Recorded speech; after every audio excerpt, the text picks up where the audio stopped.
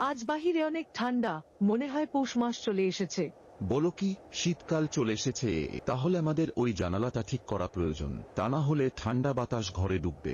আর কয়দিন জানালায় চাদর লাগিয়ে রাখবে। ঠিক আছে, আগামীকাল আমরা বাজারে যাব, কিছু কেনাকাটা করব। বাবা আমিও বাজারে যাব, আমি চকলেট কিনবো। আমিও যাব, আমি ডেরি মিল্ক কিনবো। ঠিক আছে বাবা, তোমরা দুজন শুয়ে যাও, কাল সকালে উঠতে হবে। আচ্ছা বাবা। ঘরে চিনি নাই, চিনি কিনতে হবে। ঠিক আছে, দোকানে গিয়ে দেখতে হবে। দোকানে যাওয়ার জন্য একটা গাড়ি রেডি করতে হবে, আমি তাকে বলে দিয়েছি কাল সকালে আসবে।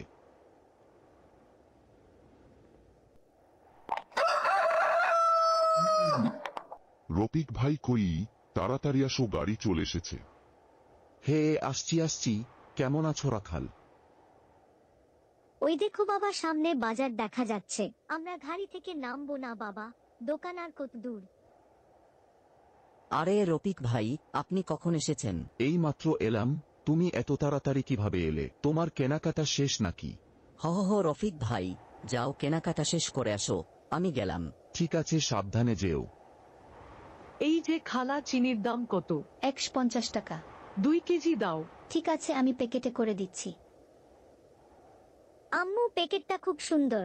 আম্মু তুমি অনেক ভালো, আমাকে চকলেট কিনে দিয়েছো। ছোটবেলায় আমি যখন বাজারে যাওয়ার জন্য কাঁদতাম, তখন আমাকে বাবা বাজারে নিয়ে যেত আর চকলেট কিনে দিত।